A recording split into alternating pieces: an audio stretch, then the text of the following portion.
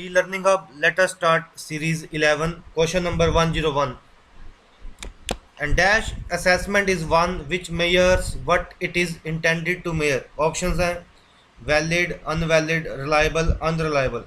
तो वो कौन सी असेसमेंट होती है कि जो वो ही मेजर करती है जो उसने मेजर करना होता है। तो इसका राइट आंसर है option A, valid assessment is one which measures what it is intended to measure. Second, philosopher का नाम बताना है जिसने काम किया है मैथमेटिकल एंड साइंटिफिक डायडैक्टिक्स में। डायडैक्टिक का क्या मतलब है, पहले ये पता होना चाहिए। डायडैक्टिक का मतलब है teaching method that follows scientific approach. So scientific approach जिस मेथड में हम यूज़ करते हैं उसको हम बोलते हैं डायडैक्टिक्स। तो इसका राइट आंसर है ऑप्शन सी, मार्टिन। तो आपने याद रखना है, ये इंपॉर्टेंट क्वेश्चन है। Next, according to John Dewey the teacher should guide students as the way of the knowledge as a dash in learning process. तो इसका राइट आंसर है, अब जो किसी की थ्योरी है हम उसको चेंज नहीं कर सकते, ये आपको याद रखना पड़ेगा। क्योंकि इसमें देखो ऑप्शन ये भी सही लगता है, ये भी सही लगता है, लेकिन जॉन डेवे ने कहा था कि टीचर जो है should give a guide the students as a partner in learning process. Next, the primary aim of educational psychology is, options दिए हैं, to provide the academic background essential for effective teacher. देखो इन questions क्या होता है कि सभी answer हमें ठीक लगते हैं, सो इसलिए एक बार इनको पढ़ लेना चाहिए। तो इसका राइट आंसर जो मोस्ट सही लग रहा है, मोस्ट वैलिड लग रहा है, इसका राइट आंसर है ऑप्शन ए। प्राइमरी एम क्या है, to contribute to an understanding of sound education practices. यहाँ पे साउंड एजुकेशनल प्रैक्टिसेस आ गया, वो हमारा प्राइमरी एम है एजुकेशनल साइकोलॉजी का। Next, A development perspective involves concern with changes occurring over time. Development perspective में क्या है,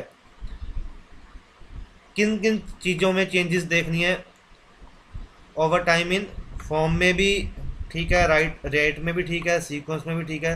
तो right answer is option D, concern with changes occurring over time in all of these. कौन कौन से हैं, form, rate, sequence. Next, the original thinking process involved in producing an idea or concept that is new, original and useful। नया idea produce करना है, original, तो वो क्या हो गया, क्रिएटिविटी। तो राइट आंसर इसका क्या है, option A. Next, which of following is not an example of discrete variable. अब ये डिस्क्रीट वेरिएबल क्या होता है, डिस्क्रीट वेरिएबल मीन्स वैल्यू जहाँ फॉर एग्जांपल 1 और 0 एग्जैक्ट वैल्यू।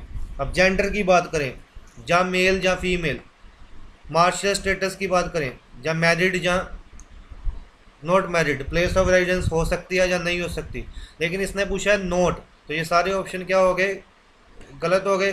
तो age is not an example of discrete variable, option A is the right answer. Next, which is meant by growth in the strict sense of terminology of psychology.